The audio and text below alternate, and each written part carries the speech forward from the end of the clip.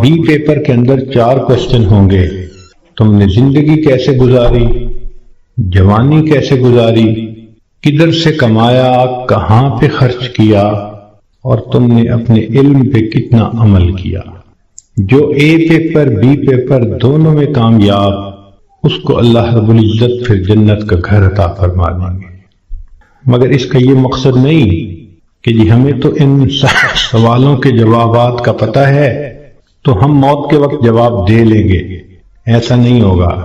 جیسے زندگی گزری ہوگی ویسا انسان قبر میں جواب دے سکے گا. جس نے دنیا میں نمازیں نہ پڑھی، جو بے پردہ پھرتی رہی، جس نے غیبت کی، لوگوں کے دل دکھائے، اللہ کی بندیوں کے لیے جو وبال جان بن کر پھرتی رہی، جب یہ قبر میں جائے گی تو یہ نہیں کہہ سکے گی کہ میرا دین اسلام ہے. اس کا تو طرز زندگی ہی اور تھا، تو اسلام کا نام کیسے لے سکے گی؟ جو بے پردہ پھرتی ہے وہ کیسے کہہ سکے گی کہ میں نبی علیہ السلام کو اپنا نبی مانتی ہوں، ان کی تعلیمات کو اپنایا نہیں، ان کی سنتوں کی تو دھیان نہیں دیا، تو کیسے جواب دے سکیں گے؟ تو اس لیے اتنے لوگ ہوتے ہیں جو موت کے وقت کلمہ پڑھنا چاہتے ہیں، پڑھ نہیں پاتے. چنانچہ ایک ڈاکٹر ہیں، ڈاکٹر نور محمد صاحب، ملتان کے ہیں. انہوں نے زندگی کے 35 سال ایمرجنسی وارڈ کے اندر ڈیوٹی کی. انہوں نے موت کے اوپر ایک کتاب لکھی ہے. اس میں وہ لکھتے ہیں کہ ایمرجنسی وارڈ میں تو لوگ آتے ہیں جو آخری لمحوں پر ہوتے ہیں اور بہت سارے فوت بھی ہو جاتے ہیں. تو جب بھی کوئی ایسا بندہ میرے سامنے آتا میں اسے کلمہ پڑھنے کی تلقین کرتا. وہ کہتے ہیں کہ میرا تجربہ یہ ہے کہ 100 میں سے 95 بندوں کو کلمہ پڑھنا نصیب نہیں ہوتا. تو ان سے پوچھا گیا کہ کیسے؟ وہ کہنے لگے کہ پہلے تو مجھے سمجھ نہیں لگتی تھی کہ یہ کیوں نہیں اونچا کلمہ پڑھتے جبکہ میں ان کو پڑھا بھی رہا ہوں.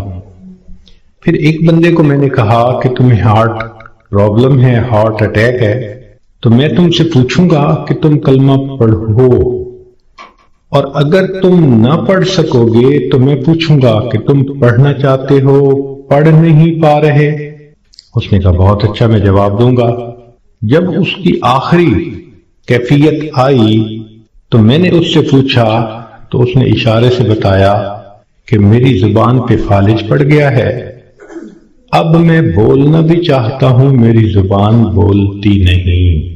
آج اللہ نے زبان کا کنٹرول ہمیں دیا.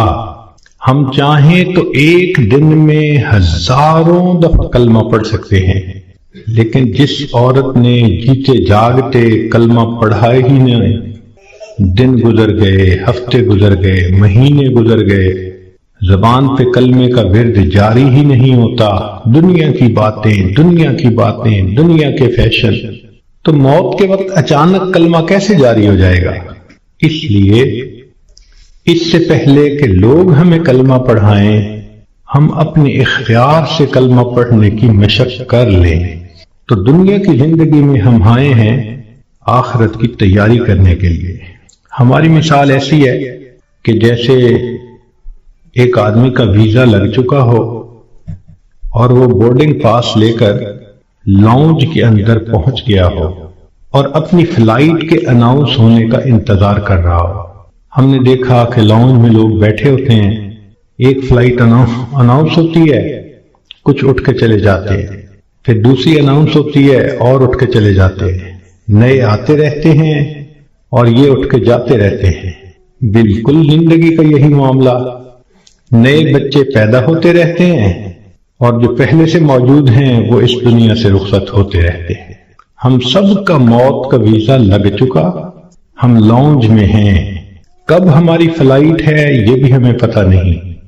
نبی علیہ السلام نے ارشاد فرمایا میری امت کی عمریں بین 70 و 60 60 اور 70 کے درمیان ہوں گی. یعنی ایسا بھی ہوگا کہ کسی کی عمر 100 سال یا اس سے زیادہ، اور ایسا بھی ہوگا کہ کوئی پیدا ہوتے ہی بچہ مر جائے گا. تو جب औसत نکالیں گے تو گراس ایوریج اس امت کی 60 سے 70 سال بنے گی۔ اب جن لوگوں کی زندگی ہے ہی 60 سے 70 سال، تو جو عورتیں 40 سے اوپر پہنچ گئیں وہ اپنی زندگی کے ظہر اثر کا وقت گزار رہی ہیں، اور ظہر اثر کے بعد پھر مغرب ہوتے ہوئے دیر نہیں لگا کرتی۔ ہم نے خود تجربہ کیا ہے کہ کئی کام اکٹھے ہوتے ہیں تو سوچتے ہیں کہ ہم چھٹی کے دن کریں گے، اور چھٹی کے دن جب صبح ہوتی ہے تو دل میں بڑا مان ہوتا ہے، لمبا دن پڑا ہے، کوئی بات نہیں۔ لیکن کام کرتے کرتے جب ظہر گزر جاتی ہے تو پھر بندے کو پینک کنڈیشن ہونی شروع ہو جاتی ہے۔ وہی بندہ جو تسلی میں تھا کہ لمبا دن پڑا ہے، اب ہاتھ پاؤں پھول رہے ہوتے ہیں اور وہ کہتا ہے جی دن تو نکل گیا، جلدی سے کام سمیٹو۔ تو جو 40-50 سے اوپر کی زندگی گزار رہی ہیں، اب وہ ظہر اثر کے وقت میں پہنچ گئی، مغرب ہونے میں دیر نہیں لگا کرتی۔ اس لیے بہتر ہے کہ ہم موت سے پہلے موت کی تیاری کر لیں۔ اللہ رب العزت چاہتے ہیں تو بندے کو ڈاکٹر کے قدموں میں موت دے دیتے ہیں، اور اگر چاہتے ہیں تو بندے کے نام مردوں کی فہرست سے نکلوا دیتے ہیں۔ ہمارے ڈاکٹر صاحب دوست تھے، وہ ایک ہاسپٹل کے ڈائریکٹر تھے، بڑے تھے، 300 بیڈ کا ہاسپٹل تھا۔ تو کہنے لگے کہ ایک مرتبہ میرے پاس لسٹ آئی ان مریضوں کی جو فوت ہو گئے، تو روزانہ میں سائن کرتا تھا تو وہ ڈیڈ باڈیز وارثوں کے حوالے کر دی جاتی تھی۔ تو میں سائن کرنے لگا تو میرے ذہن میں خیال آیا کہ میں ذرا ان کے چہرے تو دیکھ لوں۔ کہنے لگا میں نے چہرے جو دیکھے تو ایک بوڑھا آدمی تھا، ایسے ہی میرے ذہن میں گیا کہ کہیں اس کو فٹ کا دورہ تو نہیں پڑا۔ تو میں نے ٹیکا منگوایا اور انجیکشن اس کو لگا دیا، اللہ کی شان وہ اٹھ کے بیٹھ گیا۔ مردوں کی فہرست میں اس کا نام لکھا جا چکا ہے۔ اللہ تعالیٰ چاہتے ہیں تو فہرست سے نام نکلوا دیتے ہیں۔ اور ایک اور ڈاکٹر صاحب کے بارے میں ہم جانتے ہیں کہ وہ اتنے ہارٹ اسپیشلسٹ ہیں کہ ملک کے صدر وزیر اعظم کے وہ ہارٹ اسپیشلسٹ ہوتے ہیں، VVIPs کے ہارٹ اسپیشلسٹ۔ ایک نوجوان آیا اور آ کے اس نے ان سے چیک اپ کروایا، تو ڈاکٹر صاحب نے پورا چیک اپ کرنے کے بعد ان کو کہا کہ your heart is functioning as good as that of a young man، کہ تمہارا دل تو ایک نوجوان بندے کے دل کی طرح ٹھیک ٹھیک کام کر رہا ہے۔ اس نوجوان نے ان سے اپنی فائل پکڑی اور پیچھے مڑ کر جو قدم اٹھایا وہیں اس کو ہارٹ اٹیک ہوا اور ڈاکٹر کی آنکھوں کے سامنے اس کی جان نکل گئی۔ اللہ کے ہاں ایسا قرب کہ جس کے بعد اس کو دوری نہ ہو، اس کو فلاح کہتے ہیں، اور یہ اس شخص کو ملتی ہے جو اپنے نفس کا تزکیہ کرتا ہے۔ حضرت ابراہیم علیہ السلام نے دعا مانگی تھی، ربنا وابعث فیہم رسولا، اے اللہ میں نے بیت اللہ بنا دیا ہے، عبادت سکھانے والے کو بھیج دیجئے، میں نے مدرسہ بنا دیا ہے، پڑھانے والے کو بھیج دیجئے۔ اور اس وقت انہوں نے 4 باتیں کہی تھیں کہ وہ پیغمبر اسلام جو تشریف لائیں گے، یتلو علیہم آیاتہ وَيُعَلِّمُهُمُ الْكِتَابَ وَالْحِكْمَةَ وَيُزَكِّيهِمْ، وہ ان کے اوپر آیات کی تلاوت کریں گے، علم و حکمت ان کو سکھائیں گے اور ان کے نفوس کا تزکیہ کریں گے۔ تو انہوں نے تزکیہ کو 4 نمبر پہ بیان کیا۔ اللہ تعالیٰ نے اس دعا کو قبول فرما لیا اور پھر قرآن مجید میں تذکرہ کیا کہ لقد من اللہ علی المؤمنین، اللہ نے ایمان والوں پر احسان کیا کہ اپنے محبوب کو دنیا میں بھیجا، یتلو علیہم آیاتہ، وہ ان کے اوپر قرآن پاک کی آیات کی تلاوت کریں، وَيُزَكِّيهِمْ، اور ان کا تزکیہ کریں، وَيُعَلِّمُهُمُ الْكِتَابَ وَالْحِكْمَةَ، اور کتاب اور حکمت کی تعلیم دیں۔ اب دعا تو وہی قبول ہوئی، لیکن اس میں جو تزکیہ کا لفظ ہے وہ پہلے 4تھی جگہ پہ تھا، اب اس کو دوسری جگہ پہ بیان کیا گیا۔ تو قرآن مجید نے الفاظ کی ترتیب میں تبدیلی کر دی۔ وجہ کیا؟ کہ تزکیہ کی اہمیت کے پیش نظر۔ آپ ڈاکٹر لوگ ہیں، سائنس کی بات کو آسانی سے سمجھتے ہیں کہ جیسے ڈی این اے کے اندر جو چیز جہاں ہوتی ہے اس کی ایک سگنیفیکینس ہوتی ہے، امپورٹنس ہوتی ہے، اس کو آگے پیچھے نہیں کر سکتے، اگر کر دیں گے تو بہت بڑی تبدیلی آ جائے گی۔ اسی طرح قرآن مجید اللہ تعالیٰ کا کلام ہے، اس کا جو لفظ جہاں بھی ہے وہ میننگ فل ہے، اس کو آگے پیچھے نہیں کر سکتے۔ تو اللہ نے جو تزکیہ کو سیکنڈ پلیس پہ مینشن کیا تو اس کے پیچھے ایک میسج تھا، اس کی امپورٹنس کی وجہ سے۔ قرآن مجید میں ایک جگہ اللہ تعالیٰ فرماتے ہیں ہم نے انسان کو پیدا کیا فَجَعَلْنَاهُ سَمِيعًا بَصِيرًا، اور ہم نے اس کو سمیع اور بصیر بنایا۔ تو سماعت کا تذکرہ پہلے اور بصارت کا تذکرہ بعد میں۔ اور یہ بات کب کہی گئی؟ آج سے 1400 سال پہلے، جب سائنس کی بھی بنیاد ہی نہیں پڑی تھی۔ اور آج موسٹ ماڈرن سائنٹیفک دور میں سائنس اس بات کو ثابت کرتی ہے کہ انسان کے کان پہلے بنتے ہیں ماں کے پیٹ میں، اس کی آنکھیں بعد میں بنتی ہیں، چونکہ سماعت کا تذکرہ پہلے ہے، بصارت کا تذکرہ بعد میں ہے۔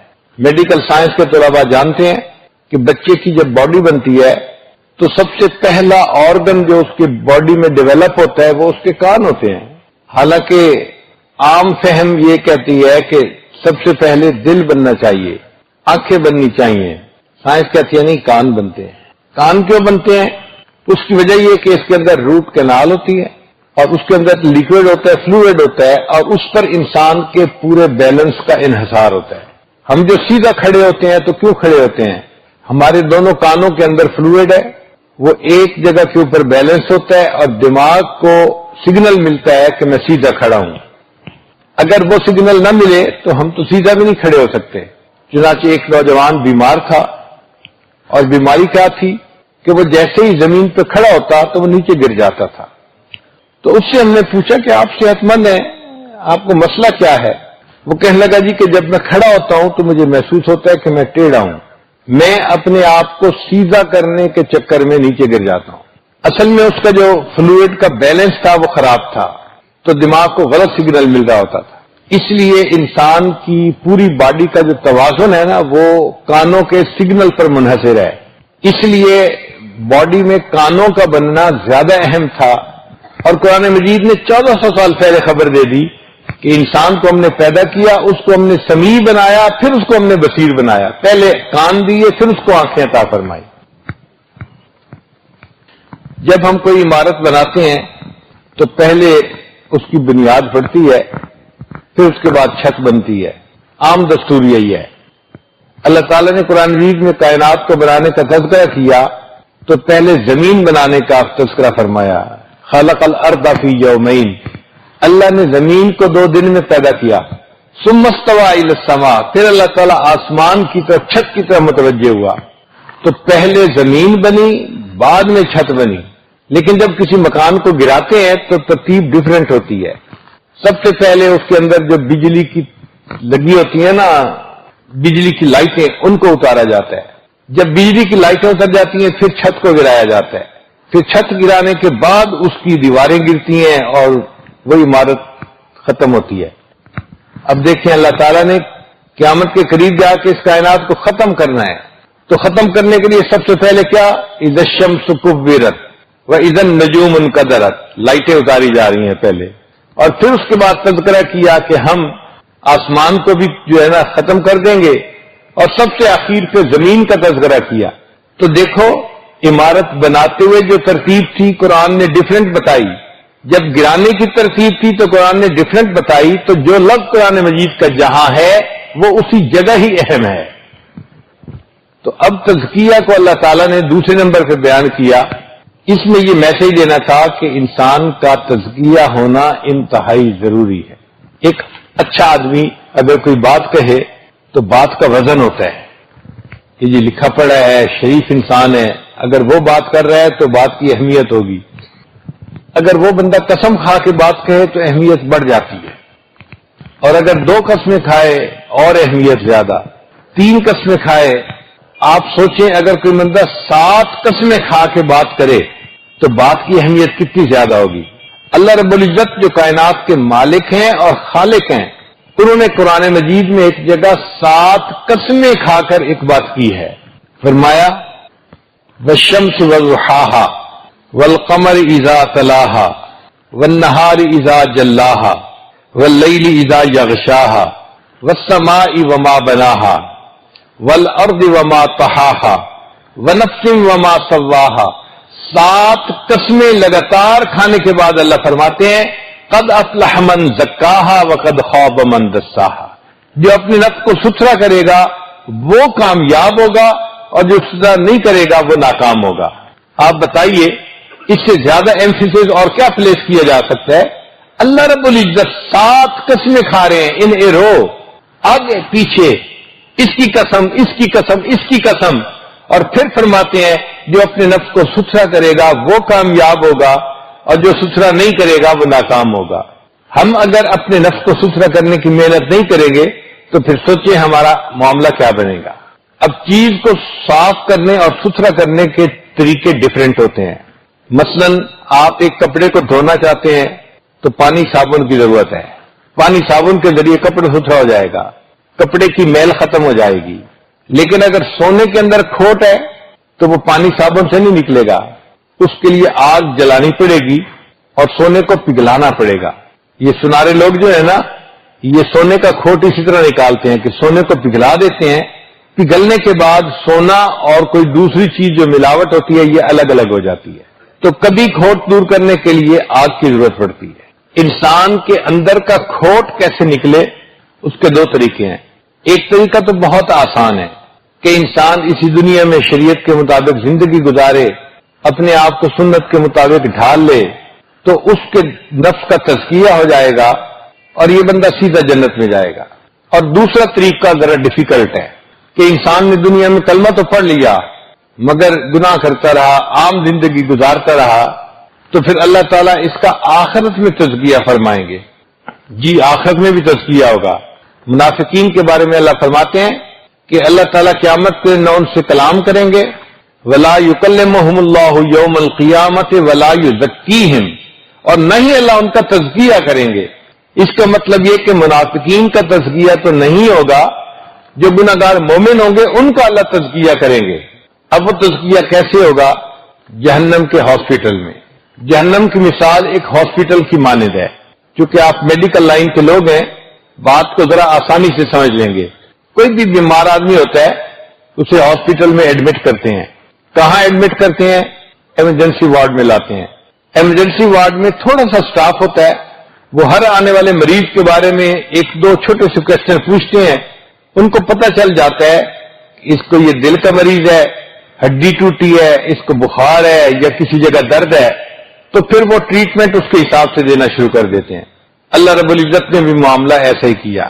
جو بندہ فوت ہوتا ہے قبر میں جاتا ہے تو قبر آخرت کا ایمرجنسی وارڈ ہے اور وہاں پر 2 فرشتے ہوتے ہیں اور وہ 3 چھوٹے چھوٹے کوسچن کرتے ہیں. من ربک، من نبیک، ما دینک. کتنے چھوٹے چھوٹے سوال ہیں. ان 3 چھوٹے سوالوں سے ان کو پتہ چل جاتا ہے یہ کس لیول کا مریض ہے اور اس کے ساتھ ٹریٹمنٹ کیا کرنی ہے. پھر ویسی ٹریٹمنٹ شروع کر دی جاتی ہے. ایمرجنسی کے ڈاکٹر جو ہیں وہ اس مریض کو کچھ ضروری دوائی دیتے ہیں اور کہتے ہیں جی کہ جب بڑا ڈاکٹر آئے گا نا کل، سرجن صاحب آئیں گے، وہ آپ کی فائل بھی پڑھیں گے اور آپ سے ڈیٹیل ہسٹری بھی لیں گے اور پھر وہ فیصلہ کریں گے کہ آپ نے کس وارڈ میں جا کے ایڈمٹ ہونا ہے. بالکل یہی معاملہ.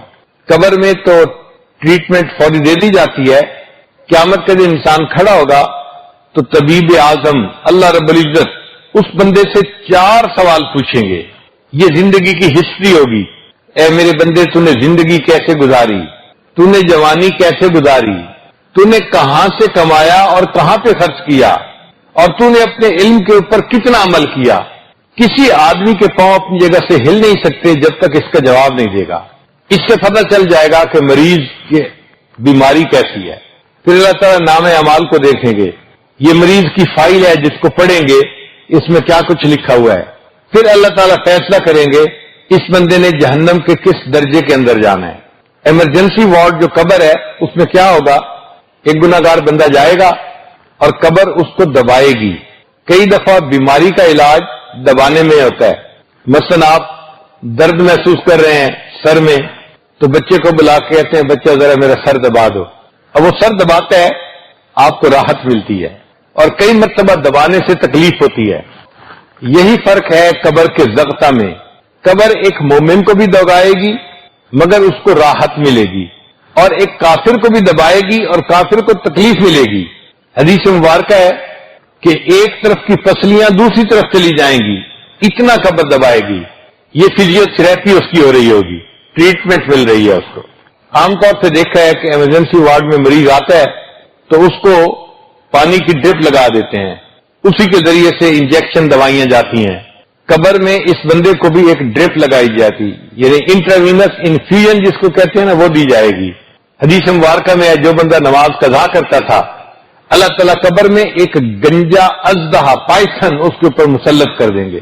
اب یہ اژدہا اس کے سر کے قریب کھڑا ہوگا اور اس آدمی کو بائٹ کرے گا اور اپنی پوائزن اس کے اندر انجیکٹ کر دے گا۔ بندے کو تکلیف ہوگی، پھر جب تکلیف ٹھیک ہوگی تو پھر دوبارہ بائٹ کرے گا، پھر کچھ ڈراپ ڈال دے گا۔ جیسے ڈرپ ہوتی ہے نا، قطرہ قطرہ بندے کے جسم میں دوائی جا رہی ہوتی ہے، یہ اللہ تعالیٰ کا لگایا ہوا انٹراوینس انفیوژن ہے۔ یہ پانی کی بوتل اللہ نے اس کو بنا دیا اور یہ زہر کا قطرہ قطرہ دوائی کا ڈال ہے اور بندے کی ٹریٹمنٹ چل رہی ہے۔ اب اس تکلیف میں یہ بندہ اس وقت تک رہے گا جب تک قیامت قائم نہیں ہو جاتی۔ پھر قیامت کے دن اللہ کے سامنے پیش ہوگا، اللہ تعالیٰ اس سے کویسچن پوچھیں گے، اس کے نامہ اعمال کو دیکھیں گے، پھر حکم دیں گے کہ اس بندے کو جہنم میں لے کے جاؤ۔ اور جہنم کے مختلف درجات ہیں، سب سے نیچے کا جو درجہ ہوگا اس میں منافق ہوں گے۔ قرآن مجید نے بتا دیا، ان المنافقین فی الدرک الاسفل من النار، آگ کے سب سے نیچے کے حصے میں منافق لوگ ہوں گے اور سب سے اوپر کے حصے میں گناہگار ایمان والے ہوں گے۔ ایک دستور ہے، آپ نے سٹور میں کوئی چیز رکھنی ہو تو جس چیز کی بار بار ضرورت پڑتی ہے نا، اس کو دروازے کے قریب رکھتے ہیں، اور جس چیز میں لمبا عرصہ رہنا ہے اس کو دور کونے کے اندر جا کے ڈال دیتے ہیں۔ تو منافقین کو بھی نیچے والے درجے میں ڈالیں گے، انہوں نے تو نکلنا ہے ہی نہیں، اور جو گناہگار مومن ہیں ان کو جلدی نکالنا ہے، ان کو دروازے کے قریب اوپر کے درجے میں رکھیں گے۔ ہر ہاسپٹل میں ایک یونیفارم ہوتی ہے، امیر ہو وزیر ہو، جب ہاسپٹلائز ہوتا ہے تو اس کو اپنے لباس فاخرہ کو اتار کر وہ یونیفارم پہنی پڑتی ہے۔ قیامت کے دن اللہ تعالیٰ جہنمیوں کو یونیفارم پہنائیں گے، سرابیلہم من قطران، گندک کا بنا ہوا لباس ہوگا، اس لیے کہ جو سلفر کا لباس ہوتا ہے، سلفر آگ کو جلدی پکڑتی ہے، اور جو چیز آگ کو جلدی پکڑے وہ جسم کو زیادہ جلاتی ہے۔ عورتوں کے کپڑے عام طور پر آگ جلدی پکڑتے ہیں، جب ان کو آگ لگتی ہے تو ان کے جسم پہ برننگ سکن کی زیادہ ہوتی ہے۔ اس جہنمی کو بھی یونیفارم پہنا دی جائے گی، مگر یہ عام کپڑا نہیں ہوگا، یہ گندک کا بنا لباس ہوگا۔ فقہا نے لکھا ہے اگر کسی گلی میں ایک گدھا مرا پڑا ہو تو اتنی بو ہوتی ہے کہ قریب سے بندہ گزر نہیں سکتا بدبو کی وجہ سے۔ ایک جانور کی اگر لاش گل سڑ جائے تو اتنی بو ہوتی ہے، جہنمی کے کپڑوں میں کتنی بدبو ہوگی۔ ساری دنیا کے انسان شروع سے لے کے آخر تک، حیوان، چرند، پرند، خشکی کے مخلوق، تری کی مخلوق، ساری مخلوق ایک جگہ جمع ہو جائے اور سب مر جائیں اور سب کی باڈی جو ہے وہ گل سڑ جائے، اس جگہ پر اتنی بدبو نہیں ہوگی جتنی بدبو جہنمی کے کپڑوں کے اندر ہوگی۔ اب آپ سوچئے ہم اس کپڑے کو کیسے پہنیں گے؟ آج تو ہم کپڑے پہنتے ہیں تو پرفیوم لگاتے ہیں، یہ پوائزن کی پرفیوم ہے، یہ فلاں پرفیوم ہے، یہ وائٹ مسک ہے جی مجھے بہت اچھا لگتا ہے۔ بھائی جب ایسے کپڑے پہنائے جائیں گے کہ جن کی بدبو اتنی زیادہ ہوگی کہ ساری دنیا کے انسان، حیوان، ان کی لاشیں گل سڑ جائیں، تو جتنی بدبو وہاں ہوگی جہنمی کے کپڑوں کی بدبو اس سے بھی زیادہ ہوگی۔ پھر یہ یونیفارم پہنانے کے بعد اس آدمی کو جہنم میں ڈالا جائے گا۔ جو مریض ہوتا ہے نا، اس کو جہنم میں، اس کو ہاسپٹل میں لے جاتے ہوئے کئی دفعہ ویل چیئر پہ لے کے جاتے ہیں، اور جی پیشنٹ ہے ویل چیئر پہ جا رہا ہے، اور کئی دفعہ تو اس کو چارپائی پہ لٹا کے لے جاتے ہیں۔ یہ جہنمی جس کو جہنم میں بھیجا جائے گا، یہ کوئی عزت احترام اور پروٹوکول کے ساتھ نہیں جائے گا۔ اللہ تعالیٰ قرآن میں فرماتے ہیں یوم یدعون الی نار جہنم دعا، فرشتوں کو جب حکم ہوگا کہ اس بندے کو جہنم لے جاؤ تو فرشتے اس بندے کو دھکے ماریں گے، جیسے کسی بندے کو ہیوملیٹ کیا جاتا ہے نا، دھکے مار مار کے لے جانا، تو فرشتے اس جہنمی کو دھکے ماریں گے اور ہیوملیٹ کر کر کے، ذلیل و رسوا کر کے اس کو جہنم میں پھینکیں گے۔ قرآن مجید کے صوتی اثرات بھی ایسے ہیں، پڑھتے ہوئے بھی پتہ چلتا ہے جیسے کوئی کسی کو دھکے مار رہا ہو. یوم یدعون الی نار جہنم دعا. پھر جب جہنم میں ڈال دیا جائے گا تو یہ بندہ وہاں آرام سے نہیں ہوگا، چھوٹا سا کمرہ ہوگا. ہاسپٹل میں جیسے مریض کا کمرہ ہوتا ہے نا، قرآن مجید نے کہا مکانن ضیقن، قرآن مجید کے الفاظ ہیں. چھوٹا سا کمرہ آگ کا بنا ہوا ہوگا، اس میں اس بندے کو ڈال دیا جائے گا. نہ یہ اس میں لیٹ سکے گا، نہ کھڑا ہو سکے گا، نہ بیٹھ سکے گا. دائیں طرف سے بچے گا تو بائیں طرف آگ جلائے گی، اور بائیں طرف سے بچے گا تو دائیں دیوار آگ کی اس کو جلائے گی. اور ایک چھوٹی سی جگہ میں جیسے بندہ ہوتا ہے تو پریشان ہوتا ہے کہ میں اس میں سے کیسے نکلوں، میری تو سفوکیشن ہو رہی ہے. اس کا وہاں پر یہ حال ہوگا. پھر یہ باہر نکلے گا، ایک فرشتے کو کہے گا کہ بھائی میں بہت تنگ جگہ سے باہر نکلا ہوں، مجھے کہیں کھلی جگہ لے جاؤ.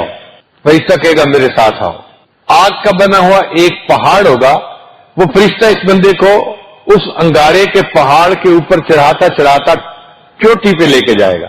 جب یہ بالکل ٹاپ پہ پہنچ جائے گا تو فرشتہ وہاں سے اس کو دھکا دے گا اور یہ بندہ گرے گا اور آگ کے انگاروں پہ گرتا گرتا گرتا نیچے پہاڑ کی جہاں بیس ہوگی وہاں پہ آئے گا.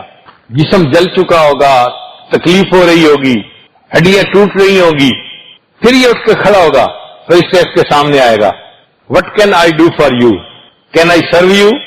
وہ پوچھے گا اس سے، یہ کہے گا کہ ہاں مجھے بہت بھوک لگی ہے، پلیز کچھ کھانے کو میرے لیے لاؤ. وہ جائے گا اور زقوم کا پودا اس کو کھانے کے لیے لا کے دے گا. زقوم کا پودا آپ نے دیکھا ہوگا جس کے اوپر کانٹے ہوتے ہیں، پتے نہیں ہوتے، وہ پورا کا پورا کانٹوں سے بنا ہوا ہوتا ہے اور اتنا بٹر ہوتا ہے کہ اگر صبح کے وقت اس کو چکھے نا تو شام تک اس کی کڑواہٹ منہ میں محسوس ہوتی ہے. یہ زقوم کا پودا ان شجرۃ الزقوم طعام الاسیم، یہ وہاں پر کھانے کو دیا جائے گا. اس بندے کو اتنی بھوک لگی ہوگی کہ یہ اس کو کھانا شروع کرے گا، لیکن جب اس کو بائٹ کرے گا، کھائے گا، تو وہ زقوم اس کے گلے کے اندر جا کے اٹک جائے گا، نہ نگلتے بنے گی نہ اگلتے بنے گی. اب اور مصیبت میں پھنس گیا. پھر کہے گا جی کچھ مجھے پینے کو دو تاکہ میرا لقمہ نیچے جائے. اب اس کو پینے کے لیے وہاں پہ کوئی کوک پیپسی نہیں دی جائے گی، روح افزا کا شربت نہیں لیا جائے گا. وہاں پر اس کو پینے کے لیے ایک عجیب مشروب دیا جائے گا. قرآن مجید فرماتے ہیں وَلَا طَعَامٌ إِلَّا مِنْ غِسْلِينَ لَا يَأْكُلُهُ إِلَّا الْخَاطِئُونَ. جہنمیوں کے زخموں سے جو خون اور پیپ بہے گی وہ گرم گرم ایک پیالے میں ڈال کے، اس کو غسلین لکھا ہے، وہ اس کو پینے کے لیے دی جائے گی. اب آپ سوچئے زخم کے اندر پس ہو تو کتنی بو ہوتی ہے، قریب کھڑا نہیں ہوا جاتا. وہ پیپ اور وہ خون گرم اس کو پینے کو دیا جائے گا اور اتنی پیاس ہوگی کہ یہ اس کو پیے گا. حدیث مبارکہ میں ہے جب پیے گا تو اس کی جتنی انتڑیاں ہوگی سب کٹ کے پخانے کے راستے باہر چلی جائیں اور اتنی تکلیف میں سے گزرے گا. پھر اللہ تعالیٰ اس کو دوبارہ پھر ریسیٹ کر دیں گے، پھر صحیح ہو جائے گی صحت. پھر دوبارہ یہ فرشتے کو کہے گا مجھے کسی کھلی جگہ لے جاؤ، وہ کہے گا آ جاؤ میں آپ کو پہاڑ کی چوٹی پہ لے جاتا ہوں. یہ سائیکل پھر سٹارٹ ہو جائے گا، بار بار ایسا اس کے ساتھ ہوگا اور یہ تکلیف کے بعد تکلیف اٹھائے گا. اس کے جسم کی جلد جلے گی اور اللہ تعالیٰ جلد کو پھر ٹھیک کر دیں گے. بدلناہم جلودا غیرہا لیذوقوا العذاب. آپ سوچئے یہ بندہ کتنی تکلیف کے عالم میں ہوگا. جیسے بندے کی بیماری ہوتی ہے نا، اس کی غذا بھی ویسی ہوتی ہے. ایک ہارٹ پیشنٹ آتا ہے، اس کو چربی والا کھانا بالکل نہیں دیتے، سب پراٹھے بند ہوتے ہیں اس کے لیے. شوگر کا مریض آتا ہے تو میٹھی چیز اس کے لیے بند ہوتی ہے. اسی طرح جہنمی میں جس قسم کا مریض ہوگا اسی قسم کی ٹریٹمنٹ دی جائے گی. ایک بندہ زکوٰۃ نہیں دیتا تھا، قرآن مجید میں کہا گیا اللہ تعالیٰ اس کے مال پیسے کو سونے چاندی کی شکل میں لمبے لمبے سلاخیں بنا دیں گے، جیسے سٹیل کے راڈ ہوتے ہیں، سریے ہوتے ہیں. ان سریوں کو جہنم کی آگ کے اندر گرم کیا جائے گا اور جو سرخ گرم ہو جائیں گے فتقوا بہا جباہہم، ان کے ماتھے کو داغا جائے، وجنوبہم وظہورہم، ان کے پہلوؤں کو اور ان کی پیٹھ کو داغا جائے گا اور کہا جائے گا ھذا ما کنزتم لانفسکم فذوقوا ما کنتم تکنزون. یہ مال تھا نا جو دنیا میں جمع کر کے رکھتا تھا، اب ذرا چکھ مزہ اس کا۔ آپ بتائیں جب گرم سرخ راڈ سے انسان کے جسم کو جلائیں تو کتنی تکلیف ہوتی ہے۔ یہ جہنمی زکوٰۃ نہ دینے کی وجہ سے اتنی تکلیف میں سے گزرے گا۔ ایک وہ نوجوان ہوگا جو اپنی آنکھوں پہ کوئی کنٹرول نہیں رکھتا تھا، گھر سے نکلے ادھر بھی نظر پڑ رہی ہے، غیر محرم پر ادھر بھی، وہ تماشے دیکھتا پھرتا ہے۔ حدیث پاک میں ہے اللہ تعالیٰ فرشتوں کو حکم دیں گے اور وہ اسی طرح سلائیاں ہوں گی لوہے کی، ان کو گرم کر کے اس کی آنکھوں میں پھیریں گے، جیسے سرمے کی سلائی آنکھ میں پھیرتے ہیں نا، سرما ڈالتے ہیں۔ یہ غیر محرم کو دیکھتا تھا، آج اس کی آنکھوں میں آگ کی سلائیاں پھیری جائیں گی۔ تو ایک بندہ ہوگا جو دوسروں کے دل جلاتا تھا، ان کی غلطیاں کوتاہیوں کو دیکھ کے لوگوں میں بیان کرتا تھا، تو لوگوں کے دل دکھتے ہیں، وہ لوگوں کے دل دکھاتا تھا۔ ان کے لیے اللہ نے ایک الگ سیکشن بنایا ہوگا، اس سیکشن کا نام ہوگا ویل۔ اللہ فرماتے ہیں ویل لکل ہمزۃ لمزہ، عیب جو اور عیب گو، اس بندے کے لیے ویل کا عذاب ہوگا۔ یہ دو الگ الگ بیماریاں ہیں۔ ایسی مائکروسکوپک نگاہ ہونا کہ دوسرے پہ نظر پڑے تو اس کی چھوٹی چھوٹی غلطیوں کو بھی نوٹ کر لینا، یہ ہے عیب جوئی۔ اور اگر کسی کے عیب کا پتہ چل جائے اس کو لوگوں میں بیان کرتے پھرنا، یہ ہے عیب گوئی۔ یہ دو الگ بیماریاں ہیں۔ کئی دفعہ دونوں بیماریاں ایک ہی بندے میں ہوتی ہیں، تو ایسے بندے کو اللہ تعالیٰ اس ویل کی جگہ پر پہنچائیں گے اور وہاں پر ایک آگ کا بنا ہوا کالم ہوگا، آگ جل رہی ہوگی اور ستون ہوگا آگ کا، اس بندے کو آگ کے ستون کے ساتھ باندھ دیا جائے گا۔ جیسے ایکس رے لینا ہوتا ہے نا، تو مریض کو کہتے ہیں جی آپ جیسے بھی ہیں آپ کو بس اس دیوار کے ساتھ لگ کے تھوڑی دیر کھڑا ہونا پڑے گا، 1 منٹ کے لیے اما جی کھڑی ہو جائیں بس پھر ہم آپ کو نیچے بٹھا دیں گے۔ اسی طرح اس بندے کو آگ کے بنے ہوئے اس ستون کے ساتھ باندھ کے کھڑا کر دیں گے، اور پھر اس کے بعد کیا ہوگا، نیچے زمین کے اوپر انگارے ہوں گے۔ نار اللہ الموقدہ التی تطلع علی الافئدہ، قرآن مجید میں ہے وہ آگ کے انگارے اٹھیں گے اور سیدھا اس بندے کے دل کو آ کر جانا ہٹ کریں گے، دل کو آ کر لگیں گے۔ یہ دنیا میں لوگوں کے دل دکھاتا تھا، آج اس بندے کے دل کو ٹارگٹ کیا جائے گا۔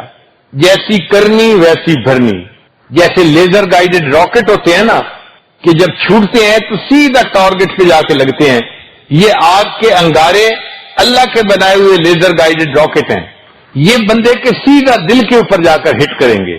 اب آپ سوچئے بندہ آگ کے کالم کے ساتھ بندہ کھڑا ہے اور جو انگارہ اٹھتا ہے وہ دل کو آ کے جو ہے نا وہ جلاتا ہے، انسان کی کیا کیفیت ہوگی، کیا حالت ہوگی۔ پھر ایک بندہ ہوگا جس نے دنیا میں زنا کا ارتکاب کیا اور توبہ بھی نہیں کی، اگر توبہ کر لی تو اللہ معاف کر دیتے ہیں، اس نے توبہ بھی نہیں کی، فرشتے آئیں گے اور اس بندے کو ایک غار کے اندر، ایک کیو ہوگا اس کے اندر پش کر دیں گے، دھکیل دیں گے اور دروازے کو بند کر دیں گے۔ اس غار کے اندر کیا ہوگا، حدیث پاک میں آتا ہے بچھو ہوں گے، اسکارپین، بہت زہریلے قسم کے بچھو ہوں گے۔ جب یہ بندہ غار کے اندر جائے گا وہ بچھو اس کے اوپر اس طرح چڑھ جائیں گے جیسے شہد کے چھتے کے اوپر شہد کی مکھیاں بیٹھی ہوتی ہیں، ہزاروں کی تعداد میں وہ اس کی باڈی کو کور کر لیں گے اور اتنے بچھو ایک ہی وقت میں اس کو ڈسیں گے اور اس کے جسم کے انگ انگ کے اندر درد ہو رہی ہوگی۔ یہ عذاب کیوں دیا جائے گا؟ میرے بندے تو نے گناہ ایسا کیا تھا کہ جس گناہ کی وجہ سے تیرے جسم کے ایک ایک ٹشو نے انجوائمنٹ پائی تھی، آج ہم اس کا عذاب بھی ایسا دیں گے کہ جسم کے ایک ایک ٹشو کو اس کی سزا ملے گی۔ اب تو گھبرا کے یہ کہتے ہیں کہ مر جائیں گے، مر کے بھی چین نہ پایا تو کدھر جائیں گے۔ سوچئے انسان ایک غار کے اندر بند ہے اور اتنے بچھو کاٹ رہے ہیں، اس وقت سمجھ میں آئے گی لمحوں نے خطائیں کی، صدیوں نے سزا پائی۔ چند لمحوں کی خطاؤں کی خاطر انسان کتنے بڑے عذاب کو اپنے سر پہ لے لیتا ہے۔ تو ہر بندے کو اس کے گناہ کے بقدر عذاب ہوگا، اور جب اس کو انف عذاب ہو جائے گا، جب اللہ چاہیں گے پھر اس بندے کو اللہ تعالیٰ جہنم سے باہر نکالیں گے اور جہنم سے باہر نکال کے اس کو جنت بھیج دیں گے۔ جب انسان ہاسپٹل سے ڈسچارج کیا جاتا ہے وہ کہاں جاتا ہے؟ گھر جاتا ہے۔ بھئی جنت ہمارا گھر کیسے بنا؟ اس لیے کہ جنت آدم علیہ السلام کو اللہ نے عطا فرمائی. اسکن انت و زوجک، اے آدم علیہ السلام آپ اور آپ کی بیوی میری جنت میں رہیں. تو اللہ نے جنت آدم علیہ السلام کو الاٹ کر دی تھی، وہ وہاں رہے. پھر اللہ نے حکمت کے تحت ان کو زمین پہ اتار دیا. اب ہم ان کی اولاد ہیں، تو جب ہم واپس جائیں گے تو اپنے آبائی گھر میں بندہ جاتا ہے، تو ہم جنت میں جائیں گے کلمہ پڑھنے کی برکت کی وجہ سے. اسی لیے مومن کو جنت کا مالک نہیں بنایا جائے گا. فرمایا تلک الجنت التی نورث من عبادنا من کان تقیا، یہ جنت ہے اور ہم اپنے بندوں میں سے جو متقی پرہیزگار ہوں گے ان کو اس کا وارث بنائیں گے. تو وارث کون ہوتا ہے؟ باپ کی جائیداد کا. تو جنت ہمارے آدم علیہ السلام کی جائیداد ہے، ہم ان کے بیٹے ہیں. ہم اگر کلمے والی زندگی گزاریں گے تو مرنے کے بعد اس باپ کی جائیداد میں سے ہمیں حصہ ملے گا، ہمیں اللہ وہی گھر عطا فرمائیں گے. مگر جنت میں جانے کے لیے ایک شرط ہے کہ بندے کو پاک ہونا چاہیے روحانی بیماریوں سے. اگر کوئی بندہ بیمار ہو نا تو لوگ اس کو اپنے ملک میں نہیں آنے دیتے.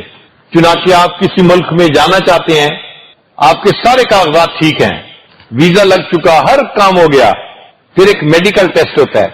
اگر آپ کا میڈیکل ٹیسٹ ٹھیک نہیں ہے تو وہ ملک میں نہیں آنے دیں گے. وہ کہتے ہیں جی ہمارے ملک میں ایسی بیماری کے ساتھ نہیں آ سکتے جو بیماری دوسروں کے لیے نقصان دہ ہوتی ہے. ہمارے قریبی عزیز تھے، انجینئر تھے، انہوں نے دبئی میں جاب کے لیے اپلائی کیا اور 3000 کینڈیڈیٹس میں سے وہ اکیلے سلیکٹ ہوئے. تو بڑے خوش تھے کہ جی 3000 کینڈیڈیٹس تھے اور صرف میری سلیکشن ہوئی ہے. میرا جی پی اے بھی بہت اچھا تھا اور میرے کوشچن بھی اچھے ان کے آنسر دیے اور یہ اور وہ، اور بس مجھے تو جاب بڑی اچھی مل گئی اور پے بھی بہت زیادہ تھی اور بینیفٹس بھی بہت زیادہ تھے، بہت فرنج بینیفٹس تھے. ہم نے ان کو دعا دی. کچھ 4-5 دن کے بعد اس نے فون کیا اور بچے کی طرح بلک بلک کے رو رہا تھا. میں نے پوچھا کیا ہوا؟ کہنے لگے جی کہ سارے کام ہو گئے تھے، میڈیکل ٹیسٹ کروانا تھا. جب میں نے میڈیکل ٹیسٹ کروا لیا تو ہیپیٹائٹس سی پلس آ گیا ہے، یعنی میں ہیپیٹائٹس سی کا مریض ہوں. بلڈ ٹیسٹ سے ثابت ہو گیا اور انہوں نے مجھے نوکری سے منع کر دیا کہ آپ ہمارے ملک میں نہیں جا سکتے. تو دیکھو جو ایچ آئی وی پازیٹیو ہوتا ہے، ہیپیٹائٹس سی پازیٹیو ہوتا ہے، یا ٹی بی والا ہوتا ہے، اس کو دنیا اپنے ملک میں نہیں آنے دیتی. اسی طرح اللہ کا بھی قانون ہے کہ میری جنت میرے پاکیزہ انبیاء کے لیے ہے، جو وہاں جانا چاہے گا اس کو روحانی بیماریوں سے پاک ہونا پڑے گا. تو اگر تو دنیا میں اس نے شرعی زندگی گزاری اور روحانی طور پہ پاک ہو گیا، پھر تو یہ سیدھا جنت میں ڈائریکٹ روٹ، شارٹیسٹ روٹ جنت چلا جائے گا. اور اگر دنیا میں غفلت کی زندگی گزاری تو یہ بندہ جنت میں جائے گا وایا جہنم، جہنم کے راستے سے جائے گا. اور جہنم سے جانا کوئی آسان کام نہیں ہے. ہم لوگ تو دھوپ کی گرمی برداشت نہیں کر سکتے، بھلا جہنم کی گرمی کو کیا برداشت کریں گے. اس لیے ہمیں چاہیے کہ ہم دنیا میں اپنے تزکیہ نفس کی محنت کریں تاکہ جب موت آئے تو اللہ تعالیٰ قبر کو بھی جنت کا باغ بنا دیں اور ہمیں سیدھا قیامت کے دن جنت عطا فرما دیں. آپ نے فرض کرو ایک اونچی بلڈنگ ہے اور 50ویں فلور پہ جانا ہے، تو جانے کے 2 طریقے ہیں. ایک تو ایلیویٹر لگا ہوا ہے، آپ وہاں اندر جا کے کھڑے ہو جائیں، یہ سب سے آسان طریقہ ہے. ایک بٹن دبائیں گے اور ایلیویٹر آپ کو 50ویں منزل پہ پہنچا دے گا. اور دوسرا طریقہ یہ ہے کہ آپ سیڑھیاں چڑھ کے جائیں. وہ ایک مصیبت ہوتی ہے بھائی 2-4 فلور ہوں تو کوئی چڑھ بھی جائے، 50 فلور چڑھنا کوئی آسان کام نہیں ہوتا. اچھے صحت مند لوگ جو ہوتے ہیں پسینہ بہ رہا ہوتا ہے اور تھکے ہوتے ہیں. اور ایک تیسرا طریقہ ہے کہ ایک رسی لٹکا دی جائے 50ویں فلور سے اور بندے کو کہیں جی رسی کے ذریعے اپنے اوپر گھر جاؤ، تو بڑی مصیبت ہے. تو نیک بن کے جنت میں سیدھا جانا یہ تو ہے ایلیویٹر سے اپنے گھر پہنچ جانا، اور جو جہنم کے ذریعے سے جنت میں جانا ہے یہ ایسے ہی ہے جیسے رسی سے لٹک کے 50ویں منزل پہ جانا، بلکہ اس سے بھی زیادہ مشکل ہے. اللہ نے ہمیں عقل سمجھ دی ہے. ہم سوچیں کہ ہم دنیا میں 2 بندوں کے سامنے کی ذلت برداشت نہیں کر سکتے، قیامت کے دن ساری مخلوق کے سامنے کی ذلت کو بھلا ہم کیسے برداشت کر سکیں گے. حالت تو یہ ہے کہ چند کلو کا وزن سر پہ نہیں اٹھایا جاتا. قیامت کے دن گناہوں کا یہ جو پہاڑوں برابر بوجھ ہوگا یہ ہم اپنے سر پہ کیسے اٹھائیں گے. آج سوچنے کا وقت ہے، آج اپنی لائن متعین کرنے کا وقت ہے کہ ہم نے کس رخ پہ زندگی گزارنی ہے، جیسے کرنی ویسے پھرنی۔ گناہوں کی زندگی گزاریں گے تو آخرت میں اس کی سزا پائیں گے، نیکی کی زندگی گزاریں گے آخرت میں اس کی جزا پائیں گے، عزتیں ملیں گی، نعمتیں ملیں گی۔ تو اس لیے آج ہمیں اپنے بارے میں سوچنا ہے کہ ہم اپنا تزکیہ کیسے کر سکتے ہیں، ہم اپنی روحانی بیماریوں کو کیسے دور کر سکتے ہیں۔ بیمار بندے کو پتہ چل جاتا ہے کہ میں بیمار ہوں، ایسے ہی تزکیہ ہے یا نہیں پتہ چل جاتا ہے۔ آپ گھر سے نکلتے ہیں تو غور کریں کیا آنکھیں قابو میں رہتی ہیں؟ اگر بے قابو ہوتی ہیں، ہر گزرنے والی غیر محرم لڑکی کو اس طرح دیکھتے ہیں جیسے شکاری کتا اپنے شکار کو دیکھ رہا ہوتا ہے۔ آپ نے کبھی شکاری کتے کو دیکھا؟ وہ جب نکلتا ہے نا گلی میں تو وہ اس جھاڑی کو بھی سونگھتا ہے، اس کو بھی ہر طرف سونگھتا جا رہا ہوتا ہے۔ ایسے ہی نوجوان بچہ گھر سے نکلتا ہے، ہر چہرے کو دیکھ رہا ہوتا ہے، ہر غیر عورت کو دیکھ رہا ہوتا ہے۔ تو اگر نظر کنٹرول میں نہیں ہے، اس کے مطلب کہ اندر بیماری موجود ہے۔ پھر زبان قابو میں نہیں ہوتی، کبھی غیبت کر رہا ہے، کبھی کسی کے لیے الٹے سیدھے لفظ استعمال کر رہا ہے۔ یہ سمپٹم ہے کہ اس کے اندر کوئی بڑی ساری بیماری ہے۔ تو اگر ہم بیمار ہیں تو ہمیں اس بیماری کا علاج دنیا میں کروا لینا چاہیے۔ آخرت میں جو اس کا علاج ہوگا وہ بہت دردناک ہوگا۔ قیامت کے دن کی ذلت بہت بڑی اور بہت بری ہے، اور عقل مند آدمی کبھی اس کو اپنے لیے چوز نہیں کر سکتا۔ بلکہ اگر قیامت کے دن اللہ تعالیٰ کسی بندے کو چوائس دے، میرے بندے دو آپشن ہے تیرے پاس، ایک یہ کہ تو خود ہی جہنم میں چلا جا والنٹیئر، یا ہم تیرا جو نامہ اعمال ہے نا وہ تیرے سارے رشتہ داروں کے سامنے کھول دیتے ہیں۔ جب باپ کو کہیں گے نا کہ تیرا نامہ اعمال تیرے بچوں کے سامنے کھولیں گے، وہ کہے گا یا اللہ میں ہی جہنم میں چلا جاتا ہوں، میرے نامہ اعمال کو دوسروں کے سامنے نہ کھولنا۔ اگر اللہ بیوی کو چوائس دیں گے جہنم میں چلی جا ورنہ تیرے نامہ اعمال کو تیرے خاوند کے سامنے کھولتے ہیں۔ ماں کو چوائس دیا جائے گا جا جہنم میں ورنہ تیرے نامہ اعمال کو تیری اولاد کے سامنے کھولتے ہیں۔ ماں کہے گی اللہ میں جہنم میں جا کے جل جاتی ہوں، میری زندگی کے کرتوت میرے بچوں کے سامنے مت کھولنا۔ تو حالت تو ہماری یہ ہے کہ ہم اس کو افورڈ ہی نہیں کر سکتے کہ ہمارا نام اعمال کسی دوسرے کے سامنے کھولا جائے۔ ساری مخلوق کے سامنے نام اعمال کھولا گیا تو پھر کیا بنے گا؟ اس لیے بہتر یہ ہے کہ ہم دنیا میں ہی توبہ کر کے اپنے پچھلے گناہوں کی معافی مانگیں اور ایک نیکی کی زندگی گزار کے سیدھا ڈائریکٹ جنت جانے والا جو شارٹ روٹ ہے وہ اختیار کریں۔ ہماری جو مرضی ہو، میں قرآن پاک کی تلاوت ضرور کرتا ہوں، دل خوش ہو گیا سن کے۔ کرنے والے ایسے بھی کرتے ہیں، اور کئی لوگوں کو قرآن پاک کی تلاوت کے ساتھ محبت ہوتی ہے، قرآن پاک پڑھنے سے ان کا دل نہیں بھرتا، چنانچہ وہ خوب تلاوت کرتے ہیں۔ الحمدللہ ہمارے اسی مجمع میں ایسے بھی دوست ہیں جو ایک قرآن پاک روزانہ کی تلاوت کر رہے ہیں۔ 15 پارے روزانہ کی تلاوت تو بہت سارے احباب کرتے ہیں۔ 4 خواتین ایسی ہیں الحمدللہ ہمارے متعلقین میں جن کی زندگی کا معمول ہے ایک قرآن پاک روزانہ تلاوت کرنا۔ میں نے ٹیلی فون سے ان سے پوچھا ایک سے، انہوں نے کہا کہ صبح فجر کے بعد ناشتہ میں لے کر کے قرآن پاک کھول کے بیٹھ جاتی ہوں اور مغرب سے پہلے پورا قرآن پاک پڑھ لیتی ہوں۔ اور ان میں ایک ینگ بچی بھی ہے جو کینسر کی مریض ہے، عمر اس کی شاید 32-33 سال ہوگی اندازاً۔ اس کے خاوند نے ہمیں بتایا کہ میری بیوی کو کینسر اتنا زیادہ تھا کہ مجھے آسٹریلیا کے ڈاکٹروں نے کہا کہ تم ہمیں یہ بتاؤ کہ اس عورت کو یہاں دفن کرنا ہے یا اپنے ملک جا کے دفن کرنا ہے۔ اگر یہاں دفن کرنا ہے تو ہم پھر اور طریقے سے علاج کریں، اپنے ملک دفن کرنا ہے تو پھر جلدی کرو لے جاؤ۔ میں نے پوچھا کتنی مہلت ہے؟ کہنے لگے 30 دن سے زیادہ نہیں۔ کینسر اس درجے کو پہنچ گیا ہے کہ 30 دن کے اندر اندر اس کو یقینی موت آ جائے گی۔ وہ کہتے ہیں کہ میں غمزدہ بھی بہت تھا اور سمجھ بھی نہیں آتی تھی کیا کروں، تو میں نے اپنی بیوی سے تذکرہ کیا کہ ڈاکٹر نے تو مجھے آپ کی بیماری کے بارے میں یہ کہا ہے۔ کہنے لگے وہ بڑے صبر والی تھی، مسکرا کے کہنے لگی کہ کیوں اتنی فکر کرتے ہیں، میں قرآن پاک روزانہ پڑھنا شروع کرتی ہوں۔ اس نے ایک قرآن پاک روزانہ پڑھنے کا معمول بنا دیا، کینسر کی تکلیف کے باوجود ایک قرآن پاک روزانہ۔ مجھے کہنے لگا کہ آج 4 سال گزر گئے، وہ صحت کے ساتھ زندگی گزار رہی ہے۔ اگر قیامت کے دن اللہ نے ہم سے پوچھا کہ یہ عورت کینسر کے مریض ہو کہ ایک قرآن پاک روز پڑھتی تھی اور تم صحت مند ہو کہ ایک پارہ بھی روز نہیں پڑھتے تھے، تو ہمارے پاس کیا جواب ہوگا؟ اور ہمارے تو حفاظ بچے نہیں پڑھتے، حالانکہ یہ حفاظ کے لیے ایک پارہ پڑھنا تو 15-20 منٹ کا کام، اس سے بھی کم کا کام ہے، لیکن گناہوں کی وجہ سے توفیق ہی چھن جاتی ہے۔ اس لیے اللہ سے توفیق مانگے اور قرآن پاک کی تلاوت اتنی کریں کہ کر کر کے تھک جائے، قرآن پاک کے ساتھ دوستی ہو جائے، دیکھنے والے کہیں کہ اس کو تو کوئی دوست مل گیا ہے، ہر وقت اسی کے ساتھ بیٹھا رہتا ہے۔ امام اعظم ابو حنیفہ رحمۃ اللہ علیہ رمضان مبارک میں 63 مرتبہ قرآن مجید پڑھا کرتے تھے، 63 مرتبہ، ایک قرآن پاک دن میں، ایک قرآن پاک رات میں، تو 30 روزے ہو تو کتنے ہو گئے قرآن پاک؟ 60، اور 3 قرآن پاک تراویح میں پڑھا کرتے تھے۔ وہ 63 قرآن پاک پڑھتے تھے۔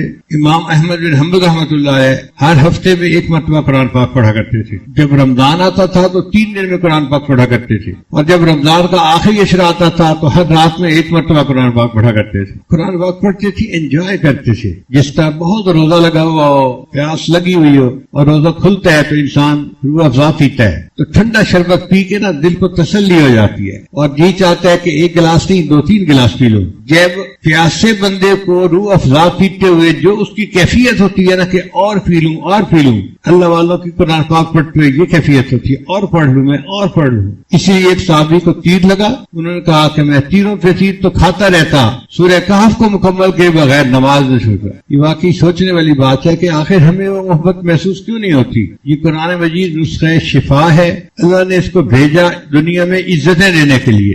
آپ کار کھڑی دیکھیں تو سوچتے ہیں یہ 2-4 بندوں کو ایک شہر سے دوسرے شہر پہنچا دیتی ہے، بس کھڑی دیکھتے ہیں تو یہ 60-70 بندوں کو ایک شہر سے دوسرے شہر پہنچا دیتی ہے۔ ٹرک کھڑا دیکھتے ہیں، بھئی یہ سامان ایک شہر سے دوسرے شہر پہنچا دیتا ہے۔ کرین دیکھتے ہیں، یہ نیچے زمین پہ پڑی چیز کو اٹھا کے اوپر کی جگہ پہ رکھ دیتی ہے۔ جیسے کرین نیچے پڑی چیز کو اٹھا کے بلندی پہ پہنچا دیتی ہے، یہ قرآن مجید بھی اللہ کی ایسی کتاب ہے جو گرے پڑے بندے کو اٹھا کے بلندیوں پہ پہنچا دیتا ہے۔ عرب لوگ ان پڑھ تھے اور کتنی جہالت کے حال میں تھے، ان عربوں کو اللہ نے کیا عزت عطا فرمائی اس قرآن مجید کی وجہ سے۔ اور یہ نسخہ ہمارے پاس موجود ہے۔ دیکھیں روحیں 2 طرح کی ہیں، ایک ہمارے جسم کی روح ہے، جب تک وہ موجود ہے ہمارا جسم زندہ ہے، جب نکل جائے گی تو جسم مردہ ہو جائے گا۔ اور ایک قرآن مجید روح ہے، وَكَذَلِكَ أَوْحَيْنَا إِلَيْكَ رُوحًا مِّنْ أَمْرِنَا، اور یہ ہماری زندگیوں کے لیے روح ہے۔ جس کی زندگی میں قرآن کی تعلیمات ہیں وہ زندہ ہے، اور جس کی زندگی میں نہیں وہ مردہ ہے۔ کیونکہ ہمارے اندر سے قرآن کی تعلیمات نکل گئیں، آج امت مردہ بنی ہوئی ہے، اور اس کا جو حشر ہو رہا ہے وہ ہم سب دیکھ رہے ہیں۔ قرآن مجید کی تلاوت ہمیں کرنی چاہیے، سمجھ کر پڑھیں تو بھی ثواب ملتا ہے، بنا سمجھے پڑھیں تو بھی ثواب ملتا ہے۔ قرآن مجید اللہ کا کلام ہے۔ ایک صاحب کہنے لگے یہ طوطے کی طرح رٹنے کا کیا فائدہ؟ طوطے کی طرح رٹنے کا بھی فائدہ ہے۔ آپ بتائیں کاف ہا یا عین صاد اس کا کیا ترجمہ ہے؟ کوئی بتا سکتا ہے؟ کیا سمجھے کاف ہا یا عین صاد سے؟ کچھ نہیں سمجھے، ثواب ملا ہوگا نا۔ اگر اس کا بغیر سمجھے ثواب مل سکتا ہے تو باقی قرآن کا بغیر سمجھے ثواب کا نہیں مل سکتا۔ سمجھ کے پڑھے تو زیادہ ثواب ہے، بغیر سمجھے پڑھے تو بھی ثواب ملتا ہے، مگر سمجھنا چاہیے ہمیں، پڑھنا چاہیے ہمیں، قرآن پاک کے ساتھ محبت ہونی چاہیے، ایک معمول بنا لینا چاہیے اور روزانہ اس کے مطابق قرآن پاک کی تلاوت کرنی چاہیے۔ حدیث پاک میں آتا ہے کہ جیسے کوئی گانے والی عورت گانا گاتی ہے نا، کوئی ترنم کی ملکہ گانا گاتی ہے تو لوگ بڑے غور سے سنتے ہیں، اس کو شوق سے سنتے ہیں۔ یہ دنیا والے اس مغنیہ کی گانے کو اتنے غور سے نہیں سنتے جتنے غور سے اللہ تعالیٰ قاری کے پڑھنے والے قرآن مجید کو غور سے سنتے ہیں۔ اللہ تعالیٰ اپنے بندے کے قرآن مجید کو اس سے بھی زیادہ غور سے سنتے ہیں۔ تو ہم جب قرآن پڑھتے ہیں تو ہمارے اللہ قرآن سن رہے ہوتے ہیں، ہم اللہ سے ہم کلامی کر رہے ہوتے ہیں۔ ٹیلی فون پہ بات چیت کرتے ہیں نا لوگ، قرآن مجید بھی اسی طرح ہے۔ بندے نے پڑھا الحمدللہ رب العالمین، اللہ تعالیٰ جواب میں فرماتے ہیں حمدنی عبدی، میرے بندے نے میری حمد بیان کی۔ پھر اگلی آیت پڑھی اس کا جواب آتا ہے، پھر اگلی آیت پڑھی اس کا جواب آتا ہے۔ آپ ذرا اس کیفیت کا اندازہ لگائیں کہ بندہ بول رہا ہے اور اللہ جواب اس کا دے رہے ہیں اس کو۔ بلکہ صحابہ کرام سے تو نبی رسام قرآن مجید سنا کرتے تھے اور اللہ تعالیٰ کی طرف سے فرمائش آتی تھی۔ ایک صحابی تھے ابن کعب رضی اللہ تعالیٰ عنہ، نبی رسام نے ایک مرتبہ انہیں فرمایا ابن کعب مجھے سورہ بینہ سناؤ۔ اے اللہ کے حبیب صلی اللہ علیہ وسلم، قرآن آپ پر نازل ہوا، میں آپ کے سامنے پڑھوں؟ تو نبی رسام نے فرمایا ہاں پڑھو۔ وہ سمجھ گئے کہ یہ اوپر سے اشارہ ہوا ہے۔ انہوں نے سوال پوچھا اے اللہ کے حبیب صلی اللہ علیہ وسلم اللہ سمانی، کیا اللہ تعالیٰ نے میرا نام لے کر فرمایا ہے؟ نبی صاحب نے جواب فرمایا نعم اللہ سماک، ابن کعب اللہ نے تیرا نام لے کر کہا، ابن کعب سے کو قرآن پڑھے، محبوب آپ بھی سنیں گے، میں پروردگار بھی سنوں گا۔ کیسے خوش نصیب لوگ تھے جن سے قرآن سننے کی فرمائش رحمان فرمایا کرتے تھے۔ تو معتکفین حضرات تو بہت خوش قسمت ہیں، سارا دن فارغ قرآن کھولیں اللہ کے گھر میں اور پڑھنا شروع کریں، پڑھتے رہیں پڑھتے رہیں پڑھتے رہیں، تھک جائیں تو بند کر دیں، آرام کر لیں تھوڑی دیر، پھر دوبارہ فریش ہو کے پڑھنا شروع کر دیں۔ اور اللہ ہمت دے تو ایک قرآن پاک تو روز پڑھنا کا معمول بن جائے تو کیا ہی بات ہے۔ میں نے بچپن میں جن سے قرآن مجید پڑھا ہے ان میں سے 2 استاد ایسے تھے جن کا معمول تھا روزانہ 1 مرتبہ قرآن مجید پڑھنے کا۔ ایک جو حافظ تھے وہ قاری نہیں تھے اور مجہول پڑھتے تھے، قرآن پاک کے حافظ تھے مگر باقاعدہ تجوید کے ساتھ نہیں پڑھتے تھے، حافظ بڑے پکے تھے، ہر وقت قرآن پڑھتے رہتے تھے، ہر وقت ہم ان کو دیکھتے تھے کہ وہ بیٹھے ہوئے ہیں اور ان کے ہونٹ چل رہے ہوتے تھے، کوئی ٹینشن نہیں، کوئی غصہ نہیں، کوئی فلاں نہیں، اوے تم مجھے پڑھنے دو، تم بات نہ کرو، تم شور نہ کرو، تم بات مانو، یہ کیا، کچھ نہیں، خاموش بس بیٹھے ہوئے قرآن پڑھتے رہتے تھے پڑھتے رہتے۔ میری عمر چھوٹی تھی، شاید 3 سال کی عمر ہوگی، میری عمر ایسی تھی کہ میرے پاس پورے محلے کا ملٹیپل ویزا تھا، جس گھر میں چاہتا تھا میں چلا جاتا تھا، ہر گھر سے پیار ملتا تھا، محبت ملتی تھی، کھانے کی چیزیں ملتی تھی۔ تو میں اپنے استاد کے گھر گیا، ان کی بڑی بیٹی کی شادی ہوئی تھی اور شادی کے بعد دلہن اپنے والدین کو ملنے آئی تھی، ہمارے سامنے وہ بچی پہنچی، دلہن جو تھی والد سے ملی، باقیوں سے ملی، پھر والد کے پاس بیٹھ گئی، انہوں نے 2 لفظ پوچھے، بیٹی آپ خوش ہو؟ اس نے کہا میں بہت خوش ہوں، اور دعا دے دی بیٹی کو، پھر قرآن پاک پڑھنا شروع کر دیا۔ تھوڑی دیر بعد دلہن نے کہا کہ ابو میں آپ سے ملنے کے لیے اتنی دور سے آئی ہوں اور آپ مجھ سے کوئی بات ہی نہیں کر رہے۔ بیٹی حال تو میں نے آپ سے پوچھ لیا، اب اور کیا باتیں کرنی تھی، بس میں بیٹھا اللہ کا قرآن پڑھ رہا ہوں۔ اس وقت بھی وہ اللہ کا قرآن پڑھتے رہے، ایک قرآن پاک کو روزانہ عصر کے وقت ختم کر لیا کرتے تھے۔ اور ایک اور ہمارے استاد تھے، وہ بڑے اچھے قاری تھے، اللہ نے ان کو لہن داودی عطا کیا تھا، بہت خوبصورت آواز تھی، قرآن پاک پڑھتے تھے اور ہم جھومتے تھے، ان کی آواز مترنم آواز تھی ان کی بڑی۔ مجھے آج بھی یاد ہے، ایک چھوٹی سی مسجد تھی ہمارے محلے کے قریب، کوثر مسجد اس کا نام ہے، سردیوں کی رات تھی اور کوئی 30-35 ان کے شاگرد حافظ جمع تھے جو شہر میں مختلف مساجد میں تراویح پڑھاتے تھے، پھر حضرت کے پاس آتے تھے، ان کو کارگزاری سنا کے پھر گھر جاتے تھے۔ ان میں سے ایک نے کہہ دیا استاد جی آج تو 25ویں کی رات ہے، یعنی طاق رات ہے۔ تو استاد جی کہنے لگے ہاں 25 کی رات ہے اور میں نے 4 تراویح ابھی پڑھنی ہے، میری رہتی ہے 4 تراویح۔ اس نے کہا استاد جی پھر قرآن سنا دیں ہمیں۔ استاد جی نے کہا بہت اچھا، لو جی استاد جی مصلی پہ آ گئے اور انہوں نے 2 رکعت کی نیت باندھ لی، اور پیچھے ہم جو 30-35 تھے حفاظ اور ہم چھوٹے سے بچے بھی ساتھ تھے تو ہم نے بھی نیت باندھ لی۔ استاد جی پڑھتے رہے پڑھتے رہے پڑھتے رہے، آپ حیران ہوں گے 29 پارے پڑھنے کے بعد انہوں نے رکوع کیا، ایک رکعت میں 29 پارے کی تلاوت کی، اور ہم بس پیچھے کھڑے جھوم رہے تھے۔ ہمیں اس زمانے میں ترجمے کا کیا پتا، مضمون کا کیا پتا، بس ہم تو ان کی آواز سن رہے تھے، وہ پڑھ رہے تھے اور بس ہم جھوم رہے تھے۔ جب انہوں نے رکوع کیا تو ہم سے رکوع نہیں ہوتا تھا، جسم ایک جگہ شل ہو گیا تھا، تو مجھے زور لگا کے رکوع کرنا پڑا اور تھوڑا سا نیچے ہوا، میں نے کہا بس یہی رکوع ہے۔ پھر حضرت نے دوسری رکعت میں 1 پارہ پڑھا اور پورا قرآن پاک ختم ہو گیا۔ ایسے لوگ بھی دنیا میں گزرے ہیں، 2 رکعت میں پورا قرآن مجید پڑھ دینا۔ ہمیں تو قرآن مجید کے برکات کا بھی اندازہ ہی نہیں ہے، ناآشنا ہے۔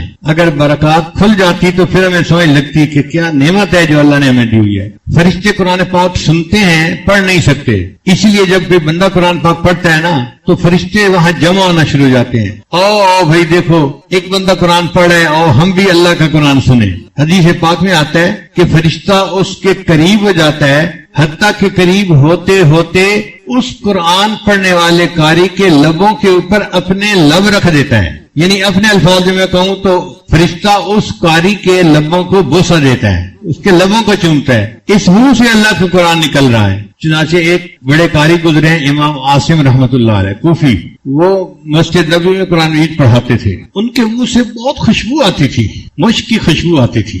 لوگ بڑے حیران ہوتے تھے کہ قاری صاحب پتہ نہیں منہ میں کیا الائچی رکھتے ہیں، کچھ اور رکھتے ہیں جس سے یہ خوشبو آتی ہے۔ ایک دن ایک شاگرد پیچھے پڑ گیا، حضرت آپ بتائیں آپ کے منہ سے خوشبو کیوں آتی ہے؟ ان کا بھائی میں کچھ بھی منہ میں نہیں رکھتا، مجھے کچھ بھی الائچی وغیرہ رکھنے کی عادت نہیں ہے۔ وہ بھی لسوڑے کی گٹھلی کی طرح کی چیز تھی، لگا رہا پیچھے، بتائیں بتائیں بتائیں۔ تنگ آ کے انہوں نے بتایا کہ دیکھو ایک مرتبہ مجھے خواب میں نبی اسلام کی زیارت نصیب ہوئی تو اللہ کے حبیب نے فرمایا عاصم تم میری مسجد میں اللہ کا قرآن پڑھاتے ہو، آؤ میں تمہارے لبوں کو بوسہ دوں۔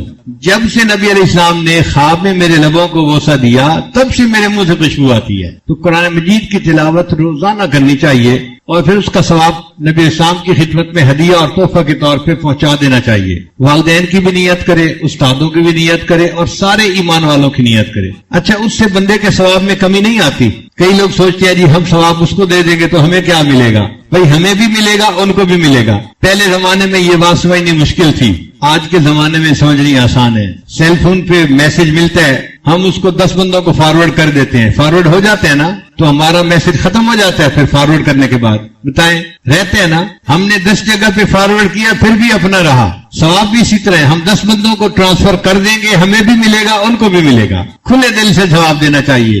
سارے دنیا میں جتنے مسلمان پہلے گزرے ان کو بھی ملے, آج دنیا میں جو بھی ہے جہاں بھی ہے اس کو بھی ملے. ہم نیت کر لیں. خیر, جب کھانے کا وقت آیا تو ہم نے دیکھا کہ جن برتنوں میں انہوں نے وہ رکھا ہوا تھا نا گوشت, وہ نیچے چربی پگھلی ہوئی تھی اور چربی ساتھ بھی لگی ہوئی تھی. تو ہم تو جی اس میں سے کھانے لگے, بڑا دیکھ کے یہاں چربی نہیں, بڑا بچ کے سنبھل کے تھوڑا سا لیا کہ بھائی زیادہ کولیسٹرول نہ ہمارا اندر چلا جائے. ہمارے پاس ایک وہاں کے مقامی بڑے میاں آ کر بیٹھ گئے, اور اللہ کی شان کہ انہوں نے آ کے کھانی ہی چربی شروع کر دی. بڑے میاں, ان کی بھویں بھی سفید, اور ماشاءاللہ وہ چربی اٹھا رہے ہیں اور چربی کھا رہے ہیں, چربی اٹھا رہے ہیں. اب 4-5 منٹ تو برداشت کیا, لیکن 4-5 منٹ کے بعد برداشت کرنا مشکل. ایک بندہ کھا ہی چربی رہا ہے, اور لطف کی بات کہ پھر انہوں نے چمچ پکڑی, چمچ بھری, اس میں وہ جو پگھلی ہوئی چربی تھی اور پینی بھی شروع کر دی. یا اللہ, اٹ بیکیم ٹو مچ. تو میں نے ان کی طرف دیکھا اور میں نے بڑے میاں سے تعارف کیا. میں نے کہا کہ بڑے میاں آپ ٹھیک ہیں, خیریت سے ہیں؟ انہوں نے کہا میں ٹھیک ہوں, خیریت سے ہوں. میں نے کہا آپ کی صحت ٹھیک ہے؟ کہ میری عمر اس وقت تقریباً 82 سال ہو چکی ہے. میں نے اپنی پوری زندگی میں کوئی میڈیسن کی گولی اپنے منہ میں نہیں ڈالی. اس کو کہتے ہیں صحت کی برکت. کہ 82 سال عمر ہو جائے, بندہ 82 سال میں ایک ٹیبلٹ بھی کبھی منہ میں نہ ڈالے. کہتے ہیں کبھی میں ڈاکٹر کے پاس گیا ہی نہیں, پوری زندگی نہیں گیا. یہ صحت کی برکت کہلاتی. ہمارے حضرت مرشد عالم رحمت اللہ علیہ 90 سال کی عمر میں ان کی وفات ہوئی. عمر کے دنوں میں حضرت جب خط پڑھتے تھے تو اینک اتار کے پڑھتے تھے, اس لیے کہ قریب کی نظر ٹھیک تھی, دور کے لیے اینک ساتھ لگایا کرتے تھے. اور دور تو 40 سال کے بعد ایجنگ افیکٹ ہوتا ہی ہے, وہ تو ہر آپٹیشین کہے گا کہ 40 سال کے بعد ایجنگ افیکٹ. دور کی نظر تو لگانی پڑتی ہے. قریب کی نظر 90 سال میں اتنی تیز کہ خط جو ہے وہ اینک اتار کر پڑھا کرتے تھے. سنوائی اتنی تیز تھی سماعت کہ کمرے کے کونے میں کوئی وسپر کرتا تھا تو حضرت سن لیا کرتے تھے. اور اللہ کی شان کے سال کی عمر میں تمام دانت حضرت کے بالکل ٹھیک تھے. ایک مرتبہ کھانا آیا تو میں نرم سی روٹی نہ ڈھونڈ کے حضرت کے آگے رکھنے لگا. پوچھنے لگے کیا ڈھونڈ رہے ہو؟ میں نے کہا حضرت میں کوئی نرم سی روٹی آپ کے لیے ڈھونڈ رہا ہوں. فرمایا میرے دانتوں کو کیا ہوا ہے, دو مجھے کوئی کڑک روٹی. 90 سال کی عمر میں کڑک روٹی کھائی. اللہ کی شان. اور ایسی قوت اللہ نے دی تھی کہ ایک مرتبہ اس عاجز کے کندھے پہ سر دوسرا ہاتھ رکھا تو ماشاءاللہ لمبا قد تھا اور صحت تھی اور جسم تھا. کندھے پہ ہاتھ رکھا تو میں تھوڑا سا نیچے ہوا. فرمایا کیا چوزے بنے پھرتے ہو؟ ہم واقعی اپنی جوانی میں ان کے سامنے چوزے تھے. اللہ نے ایسی صحت دی تھی. اچھا, آخری عمر میں شوگر کی بیماری ہو گئی تھی. اب آپ کو پتا ہے کہ جو شوگر کا مریض ہوتا ہے اس کو تو ہر 2-4 یورینیشن کی ضرورت پڑتی ہے, لیکن نہیں. میرا اپنا واقعہ ہے جو خود ان کے ساتھ اپنی آنکھوں سے دیکھا اور آج مسجد میں باوضو نیریٹ کر رہا ہوں. رمضان شریف میں حضرت مری میں تھے اور وہاں پر جو مقامی امام تھے ان رات بلائے ہوئے تھے. ایک رات وہاں قرات کی بڑی عجیب محفل ہوتی ہے, چن چن کے قراء کو وہ بلاتے ہیں.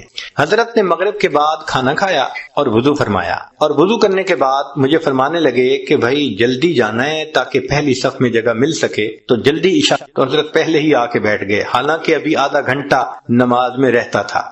عشاء پڑھی, پھر عشاء کے بعد تراویح ہوئی, پھر تراویح پڑھنے کے بعد قرات شروع ہوئی. تو میرا خیال تھا شاید تراویح پڑھنے کے بعد حضرت جائیں گے وضو تازہ کریں گے. میں نے ذرا 1-2 دفعہ چہرے کی طرف دیکھا کہ جانے کی نیت نظر آتی ہے, مگر نہیں, وہ تو پرسکون بیٹھے تھے. میں خاموش ہو گیا. اب قرات شروع ہوئی. ایک قاری نے قرآن پڑھا, اور ہمارے حضرت تو قرآن کے عاشق تھے. وہ تو جب کوئی قرآن پڑھتا تھا حضرت تازہ دم ہو جاتے تھے. نے ان قراء کا قرآن سنا, اتنا پڑھنے والوں نے قرآن پڑھا کہ سحری کا وقت ختم ہونے میں 1 گھنٹہ باقی رہ گیا تو اعلان ہوا مسجد میں کہ بھئی سب لوگوں کے لیے اجتماعی سحری کا بندوبست مسجد میں کیا گیا ہے، آپ لوگ اٹھیں اور اپنی سحری کھا لیں۔ تو میں نے حضرت کی طرف دیکھا کہ بھئی اب تو کمرے میں جائیں گے وضو کرنے کے لیے، رات ہی گزر گئی۔ تو میں نے پوچھا حضرت وضو فرمائیں گے؟ تو میں اس کا مطلب تھا کہ نہیں کرنا، میں چپ ہو گیا۔ حضرت نے وحید میں سحری کھائی۔ اب کھانا کھانے کے بعد تو نوجوان لوگوں کو جانا پڑتا ہے بیت الخلاء میں، تو جب کھانا کھا لیا تو پھر میں ذرا قریب ہوا، حضرت وضو تازہ فرمائیں گے؟ میری طرف دیکھ کے فرمایا میرا وضو کوئی کچا دھاگا ہے، یہ الفاظ کہے میرا وضو کوئی کچا دھاگا ہے۔ میں خاموش ہو گیا۔ اب فجر کا وقت ہو گیا تو اس عاجز کا خیال تھا کہ بس حضرت فجر پڑھیں گے اور فوراً چلے جائیں گے۔ حضرت نے فجر کا سلام پھیرا اور ممبر کے اوپر آ کر بیٹھ گئے اور کہا حضرات کو کہ ساری رات تم نے مجھے قرآن سنایا ہے، اب میں تمہیں قرآن سناؤں گا۔ اور حضرت کا درس قرآن تو عجیب ہوتا تھا، فجر کے بعد اس کو مس نہیں ہونے دیتے تھے۔ پھر میرے دل میں خیال آیا کہ بھئی جیسے رمضان شریف میں مختلف مسجدوں میں تعلیم کی 5 منٹ کی، 10 منٹ کی، 4 منٹ کی، تو اس طرح حضرت تھوڑا سا درس دے دیں گے، مگر حضرت تو سبحان اللہ قرآن کی آیتیں پڑھ رہے ہیں اور جذبے میں ایسے تھے کہ فرمایا تم سب علماء کو راہ ہو، مجھے ترجمہ کرنے کی کوئی ضرورت نہیں، بس ایک آیت پڑھ رہے ہیں اور اس مضمون کی دوسری آیت پڑھ رہے ہیں اور پھر تیسری آیت پڑھ رہے ہیں، پھر چوتھی آیت پڑھ رہے ہیں، آیتیں ہی آیتیں پڑھتے جا رہے تھے۔ والحمدللہ رب العالمین، اللہم صلی علی سیدنا محمد وعلی آل سیدنا محمد وبارک وسلم۔